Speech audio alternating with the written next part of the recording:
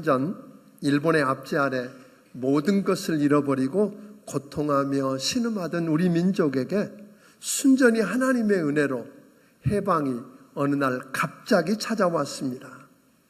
해방 이후에 알게 된 사실이지만 마페 선교사와 그 브레어라고 하는 사람을 통해서 증언한 바에 의하면 1945년 8월 18일을 기해서 우리 한국에 있는 모든 교파의 기독교 지도자뿐 아니라 전 기독교인을 모살을 대상으로 삼았다.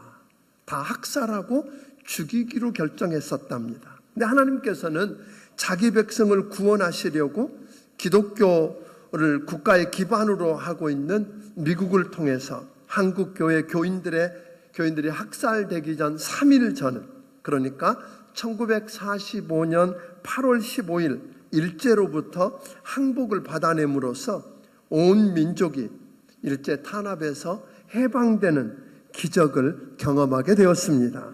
함석헌 선생은 이 해방을 놓고 이렇게 이야기합니다. 이 해방을 미리 안 사람도, 그것을 알기 때문에 싸운 사람도, 이 해방이 올 것을 미리 믿었던 사람도 없었다고 말하면서 8.15 해방은 하나님이 주신 떡, 즉 하나님의 온전한 은총이었다라고 이야기합니다. 그래서 일제시대에 수많은 지식인들, 지도자들이 그 해방되기 직전 마지막에 가서 친일 행각을 벌이게 됩니다. 그들은 그 당시 나름대로 국내외의 정세를 정확하게 읽을 수 있는 위치에 있던 그런 사람들이었습니다.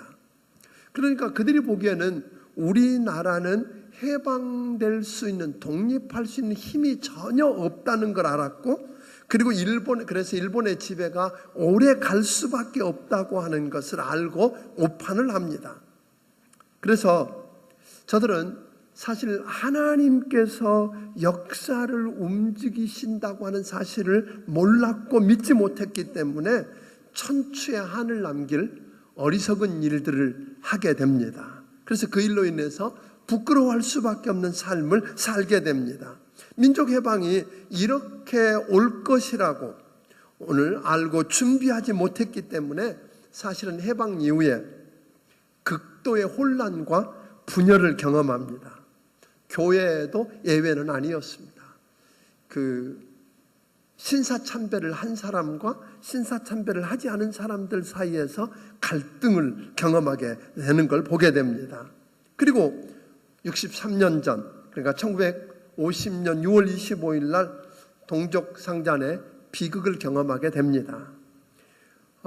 남북한 합쳐서 적어도 600만 명 이상이 죽거나 그 부상을 당하는 그런 비극, 6.25 전쟁을 우리는 경험합니다. 오늘날 잘못된 이념의 영향을 받은 젊은이들 가운데 북침서를 믿고 있는 사람들이 간혹 있습니다. 근데 사실 만일 남한에서 먼저 계획하고 준비하고 의도했던 북침이라 그러면 6.25 전쟁이 터진 지 사흘 만에 서울이 점령당하고, 그리고 40일이 되는 7월 말쯤 되면 사실은 낙동강 하구까지 점령하고 겨우 부산만 남게 되는 그런 전쟁을 치루었겠는가 하는 것입니다. 그 당시 남북한 군인을 좀 비교해 보면 남한은 10만 4,900명의 군인을 가지고 있었고, 북한에는 20만 3,480명의 군인을 가지고 있었습니다. 남한에는 한 대도 없는 탱크가 북한에 242대나 있었고, 남한에 한 대도 없는 자주포가 북한에 176대나 있었고, 비행기도 몇 배나 더 많은 그런 상황이었습니다. 그렇게 되다 보니까 우리는 끝날 수밖에 없는, 모든 게 다 무너지고 끝날 수밖에 없는 그런 상황이었던 것을 보게 됩니다. 극적으로 미국과 유엔군이 개입하게 되고, 또 메가더 장군이 인천 상륙작전을 통해서 역전의 기회를 갖게 되고, 이 민족이 생존하는 축복을 누리게 됩니다. 이걸 아무리 생각해도 이것은 하나님의 은혜고, 또 이 민족을 위해서 목숨을 바쳐서 희생하고 땀 흘리고 피 흘려 헌신한 많은 분들 때문이었다고 말하지 않을 수가 없습니다. 그래서 오늘 우리 교회에서 성도님들 가운데 6.25 전쟁에 참여했던 유공자들을 모시고, 이게 다 대접은 아니지만 그래도 우리가 여러분들의 희생과 헌신을 기억한다고, 여러분들의 희생과 헌신이 헛되지 않았다고, 가치 있는 일이라고 이렇게 인정하고 감사하는 시간을 갖게 된 것입니다. 뿐만 아니라 우리 민족을 지켜주신, 오늘 여기까지 인도해 주신 하나님 아버지께 감사해서 예배를 드리고, 그리스도인 된 우리가 나라 사랑에 대해서 한번 좀 생각해 보는 그런 시간을 가지려고 하는 것입니다. 우리 민족이 국권을 잃고 일본의 식민지로 전락해서 모든 걸 빼앗기고 억압을 받을 때 1919년 3월 1일 3.1절에 소위 여러분 아는 대로 민족이 대대적으로 일어나서 항거하는 모습을 보게 됩니다. 그때 보게 되면 3.1절을 주도했던 민족 대표 33인 중에 그냥 참여한 정도가 아니라 기독교 지도자들, 영향력 있는 기독교 지도자들이 16명이나 되었습니다. 그리고 실제로 그 만세 운동이 일어났던 그 자리에는 어김없이 교회가 있었고, 교회가 있는 자리에는 만세 운동의 중심이 지역적으로 되었다고 하는 걸 우리는 보게 됩니다. 또 1905년에 그 윤치호 선생이 편찬했던 교회 찬미가, 요즘으로 말하면 찬송가처럼 그 찬미가가 있었는데, 그 찬미가 14장에 보면 애국가가 실렸습니다.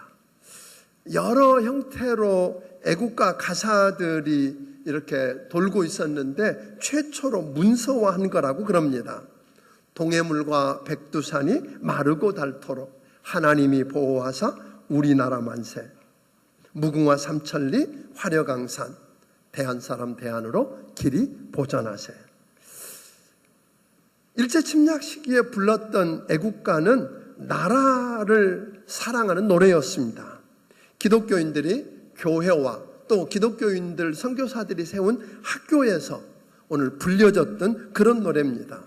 이 찬미가에 실렸던 애국가는 처음에는 지금 불려지는 것 같은 그런 곡조가 아니라 그 천부여 의지없어서라고 하는 찬송가 곡조에 맞게 이 노래를 불렀던 것을 기억합니다. 제가 좀 불러보면 이렇습니다. 잘 들렸는지 모릅니다만, 동해물과 백두산이 마르고 닳도록 하나님이 보호하사 우리나라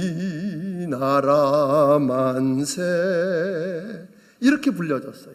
그러니까 이 노래는 1948년 해방이 되어서 애국가로 공식적으로 지정되기 전에는 우리 민족이 하나님께 부르는 찬송가였어요.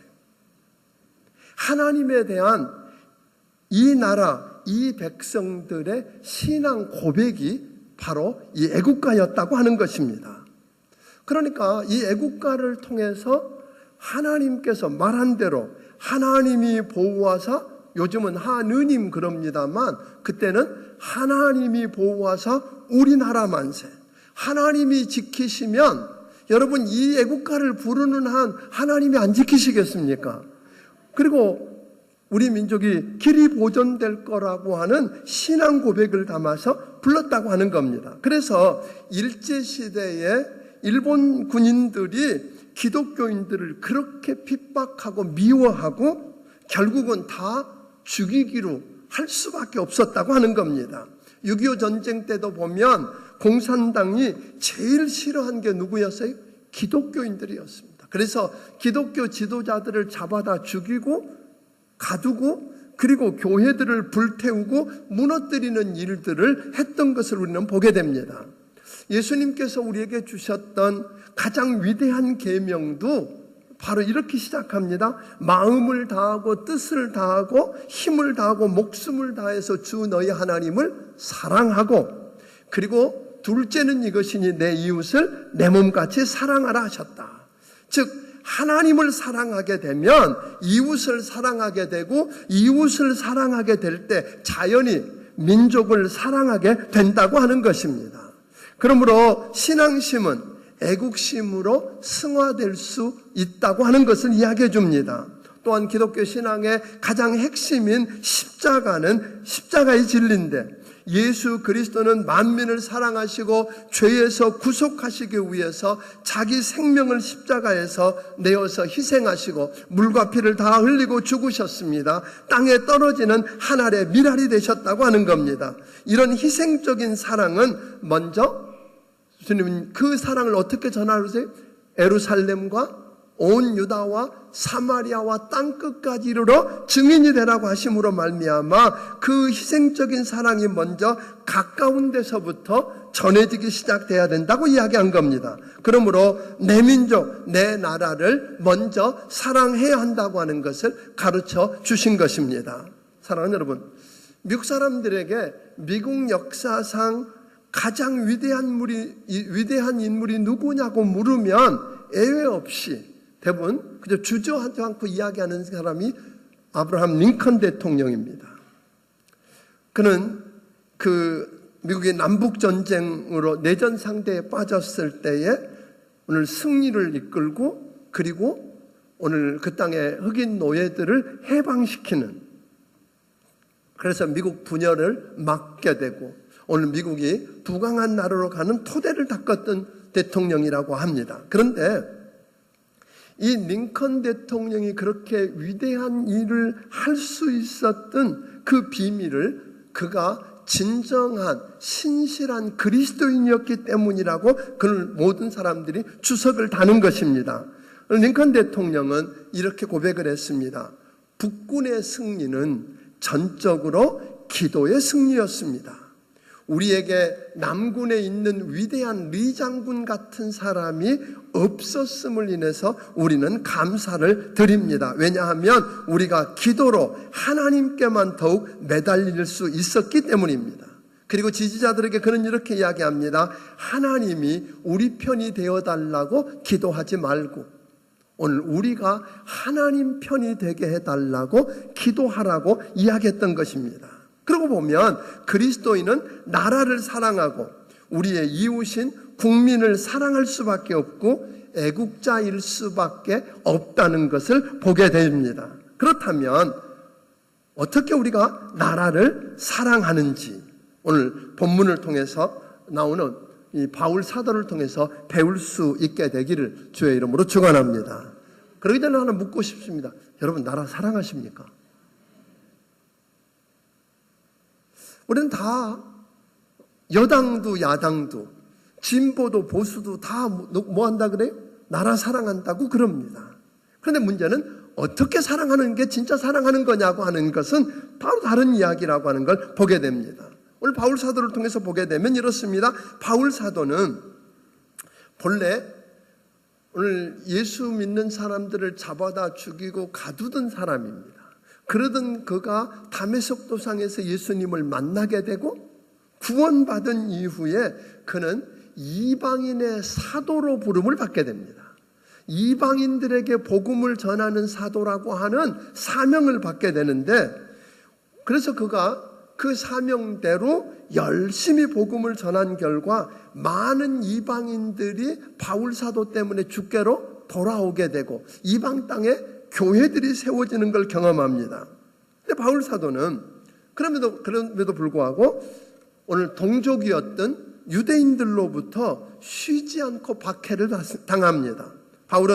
바울을 평생 동안 괴롭히고 해를 끼친 사람들은 이방인이 아니라 동족인 이스라엘 사람들이었습니다. 돌로 친 사람도 동족이었고 태장으로 때린 사람도 동족이었습니다. 그야말로 사지를 찢어 죽이겠다며 오늘 예루살렘에서 소동을 벌인 자들도 동족이었습니다. 바울을 죽이기 전에는 먹지도 않겠다고 결의한 자들도 유대인들이었습니다. 바울을 감옥에 가둔 사람들도 오늘 유대인 동족이었던 걸 보게 됩니다. 그러니까 이방인들의 사도로 부름받았고 이방인들에게 복음을 전할 때 열매가 맺혀지고 동족이 그렇게 반대했다면 사도 바울은 이방인만 사랑하고 동족인 이스라엘 사람들은 미워하고 나라 사랑, 민족 사랑 같은 건 상관없는 사람으로 살 수 있었다고 하는 겁니다. 그런데 그는 그렇게 살지 않았다고 오늘 성경은 말합니다. 바울의 고백을 한번 들어볼까요? 1절부터 3절까지 다시 한번 생각하며 읽어보겠습니다. 시작. 내가 그리스도 안에서 참말을 하고 거짓말을 아니하노라. 나에게 큰 근심이 있는 것과 마음에 그치지 않는 고통이 있는 것을 내 양심이 성령 안에서 나와 더불어 증언하노니 나의 형제 곧 골육의 친척을 위하여 내 자신이 저주를 받아 그리스도에게서 끊어질지라도 원하는 바로라. 오늘 바울에게 이런 이야기입니다. 나의 형제 곧 고륙과 친척을 위하여, 내 이웃을 위하여, 내 민족을 위하여 내 자신이 뭘 받아도 저주를 받아서 그리스도에게서 끊어질지라도 내가 원하는 것이 있다. 그렇게 이야기합니다. 그 원하는 것을 10장 1절은 더 구체적으로 설명을 했습니다. 10장 1절을 한번 읽어봅니다. 시작. 형제들아 내 마음에 원하는 바와 하나님께 구하는 바는 이스라엘을 위함이니 곧 그들로 구원을 받게 함이라. 바울이 그렇게도 원하고 하나님께 구하고 있었던 바는 뭐라고요? 그 자기를 핍박하고 자기를 괴롭게 하고 죽이려고 하는 그 동족들이 예수 믿고 구원받는 것이라고 이야기하는 것입니다. 사랑하는 여러분, 바울은 자기 동족을 생각하면 그쯤 되면 이가 갈린다고 미워해야 될 텐데 그게 아니라 너무나 불쌍하다고, 그 민족만 생각하면 불쌍해서 눈물이 나오고 가슴이 터졌다고 이야기하는 겁니다. 4절과 5절을 보면 이렇게 말합니다. 4절 5절을 읽어봅니다. 그들은 이스라엘 사람이라 그들에게는 양자됨과 영광과 언약들과 율법을 세우신 것과 예배와 약속들이 있고 조상들도 그들의 것이요 육신으로 하면 그리스도가 그들에게서 나셨으니 그는 만물 위에 계셔서 세세의 찬양을 받으실 하나님이시라. 아멘. 이게 무슨 이야기냐면 바울이 그 민족을 생각할 때 자기 동족을 생각해 보니까 다른 어떤 민족보다 어떤 종족보다 그 자기 민족이 받은 특권이 많다라는 거예요. 하나님의 특별한 선택을 받아가지고 하나님의 자녀라고 일컬음 받았고 뿐만 아니라 하나님 앞에서 뭘 입었다고 말합니까? 그들에게 말하기를 영광을 경험했던 사람들은 하나님의 영광을 맛보았고 언약들과 율법을 받았고 오늘 하나님 앞에 나아가 예배하고 하나님의 약속을 받은 사람들이라는 거예요. 아무도 경험해 보지 못했고 아무도 맛보지 못했던 그것을 우리 민족은 경험했을 뿐 아니라 저들은 믿음의 조상들을 조상으로 모시고 있었고 그리고 그 민족을 통해서 이 모든 세계 열방을 구원해낼 메시아가 오게 됐다는 거 아니에요? 아멘? 이런 대단한 특권을 누리고 있기 때문에 누구보다 먼저 예수 믿고 구원받을 수 있는 위치에 있는 저들이 믿지 않는다는 거잖아요. 여러분들이 이 로마서 1장부터 8장을 바울은 그걸 통해서 이렇게 말합니다. 하나님의 구원 없이 살고 있는 이방인과 유대인들의 참상이 어떤가를 보여주고 있어요. 뿐만 아니라 어떤 행위로도 하나님 앞에 의롭다함을 얻을 수 없었던 사람들이 주 예수 그리스도를 믿음으로 말미암아 죄사함을 받았고 의롭다함을 얻은 그 영광스러운 구원의 본질을 8장까지 설명해 놓고는 8장 마지막 부분에서 구원 얻은 성도들이 누리게 될 특권과 축복과 영광의 어떤 것인지 그걸 이야기하고 그 어떤 상황 속에서도 버림받지 않고 궁극적으로 승리하고야만은 그리스도인들의 그 놀라운 영광을 바울은 이야기했어요. 그러니까 바울은 구원의 영광을 확신하고 또 구원받은 감격이 크고 구원의 기쁨을 경험하면 경험할수록 어떤 마음이 드냐면 나같이 영광의 구원에 동참하지 못하고 있는 백성들, 또 그가 그 구원만 본 게 아니라 장차 오늘 주님 없이 이 생을 떠나게 된 사람들이 경험하게 될 지옥의 참상을 알면 알수록 그는 가만히 있을 수가 없어서 내 친구와 형제와 고륙과 이웃들이 어떻게 생각할까를 생각하니까 그는 1절에서 뭐라 그랬어요? 큰 근심과 그치지 않는 고통으로 너무 힘들다, 그렇게 이야기하는 거예요. 아멘?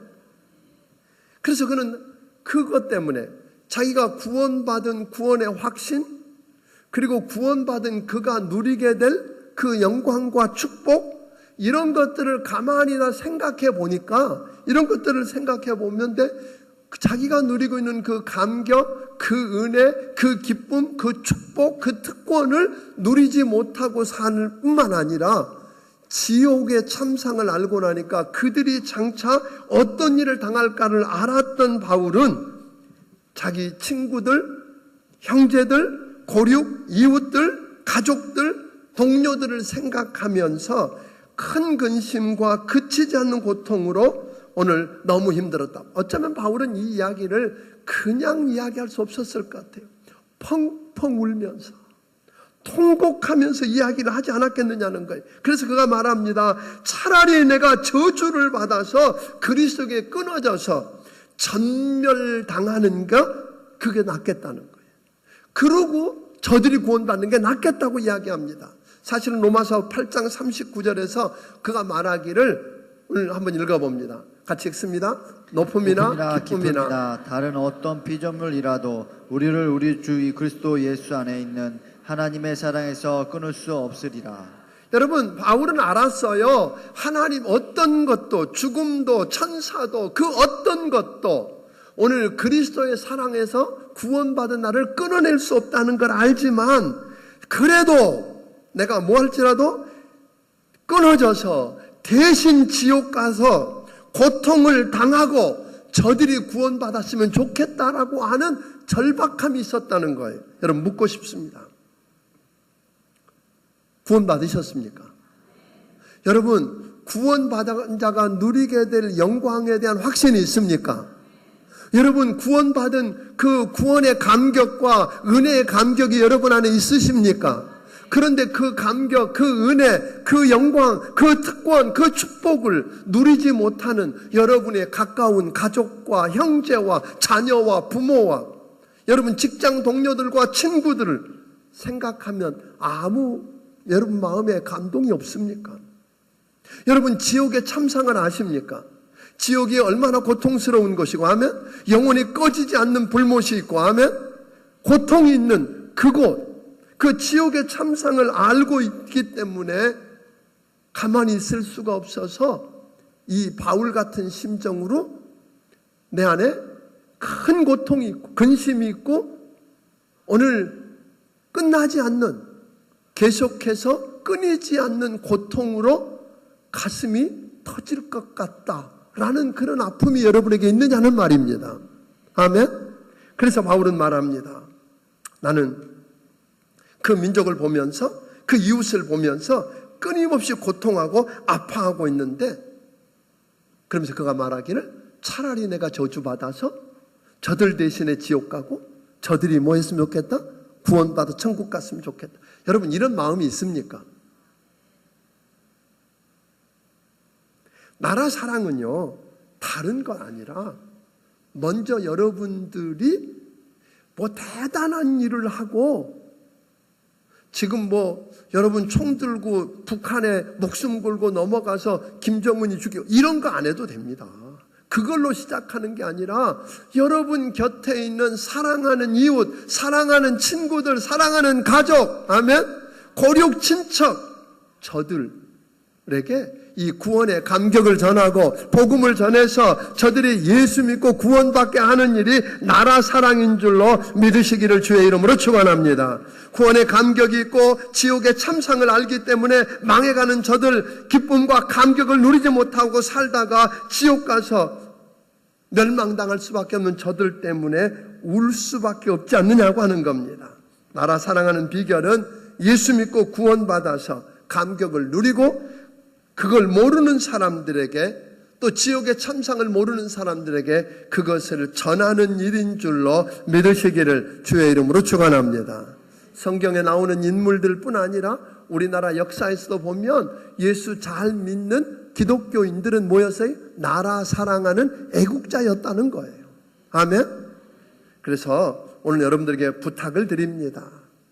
여러분들이 예수 믿었기 때문에 사실은 이스라엘 백성들처럼 여러분 주변에 있는 가족들, 형제들, 자녀들, 그들은 복음을 들을 기회가 있고 하나님에 대한 이야기도 들었을 거고 예수님 이야기도 들었을 거고, 그러니까 누구보다도 구원받을 수 있는 특권을 누리고 있는데 아직 모른다면 여러분 전할 수 있게 되기를 주의 이름으로 축원합니다. 두 번째로는 우리가 나라 사랑하는 비결, 어떻게 나라를 사랑할까? 나라 사랑을 위해서는 민족을 위해서 기도하며 울어야 한다는 것입니다.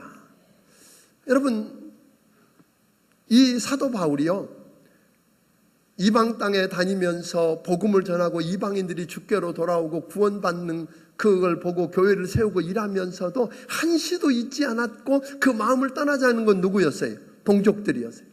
그 동족을 위해서 늘 눈물을 흘려서 기도했다고 하는 거예요. 이런 일들이 여러분에게 나타나게 되기를 주의 이름으로 축원합니다. 민족을 위해서 바울처럼 기도하는 거예요. 예를 들면 느헤미야 보세요.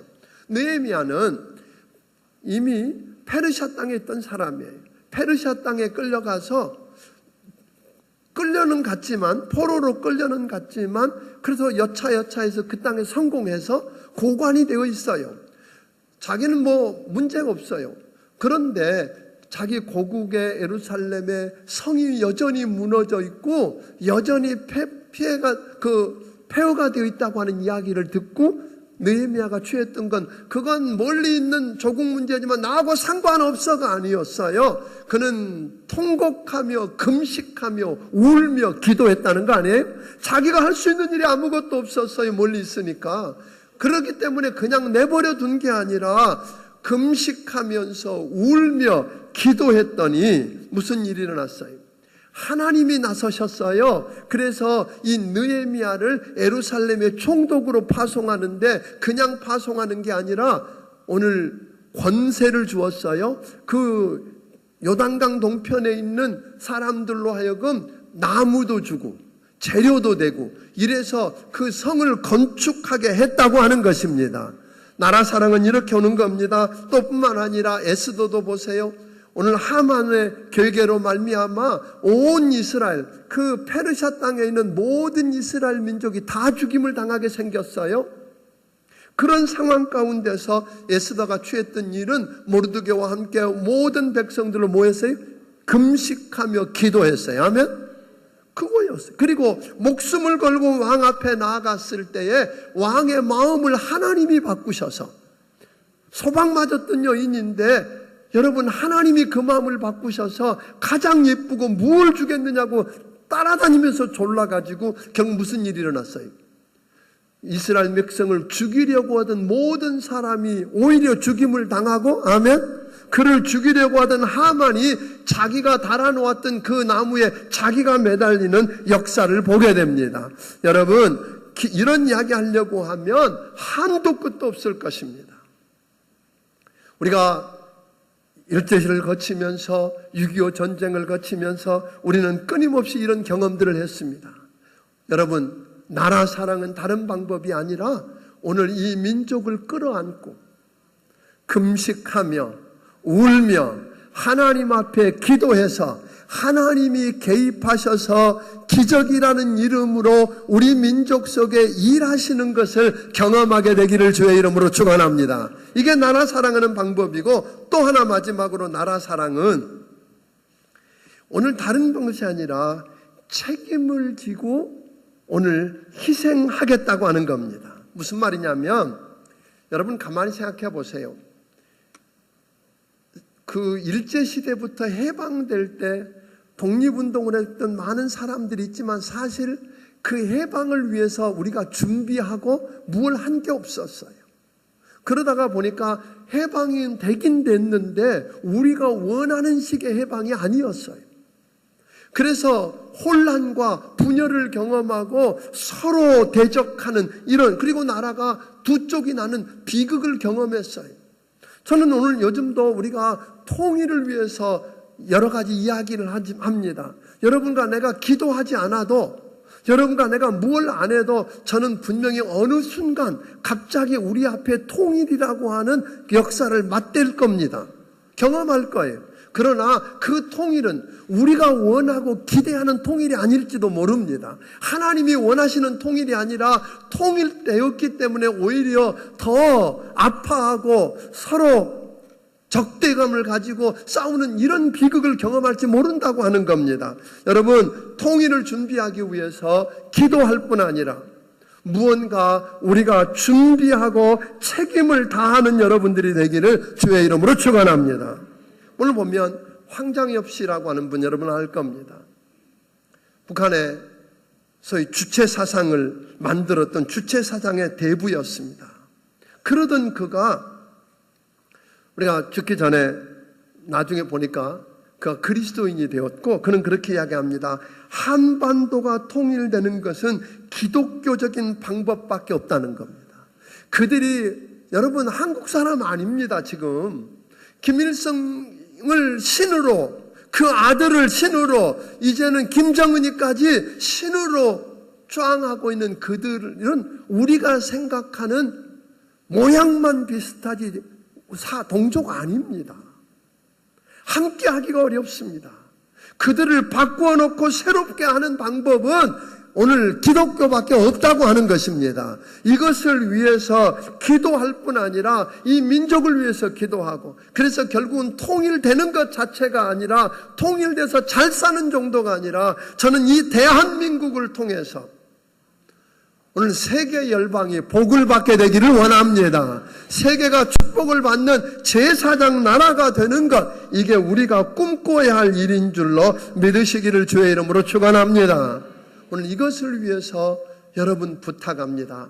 그것을 위해서 나라 사랑하는 방법을 나타냈는데, 나라 사랑은 다른 게 아니라 뭐라고요?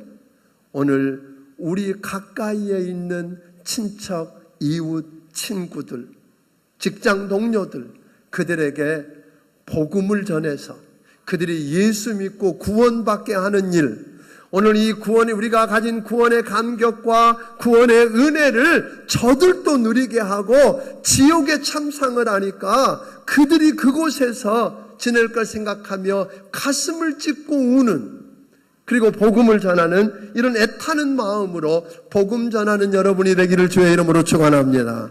뿐만 아니라 민족을 끌어안고 우리 기도합시다. 오늘 이 민족을 끌어안고 북한을 욕해가지고 김정은을 비난해가지고 저 나라에 오늘 이념이 다른 사람들을 놓고 비난해서 해결되는 게 아니라, 오늘 여러분 그들을 끌어안고 하나님 앞에 나아가 울며 금식하며 기도하면 여러분 하나님이 기적이라는 이름으로 일하시는 것을 경험할 줄로 믿으시기를 바랍니다. 그리고 그날을 준비합시다. 우리가 다만 원하는 것만이 아니라 오늘 책임을 지고 무언가 감당하면서 여러분 그날을 준비할 수 있게 되기를 주의 이름으로 축원합니다.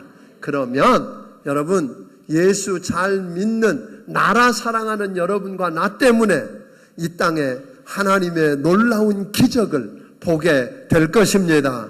통일되는 그런 멋진 나라도 보게 될 것입니다. 이 세상을 변화시키고 축복을 가져다주는 제사장 나라가 되는 것도 보게 될 줄로 믿으시기를 주의 이름으로 축원합니다.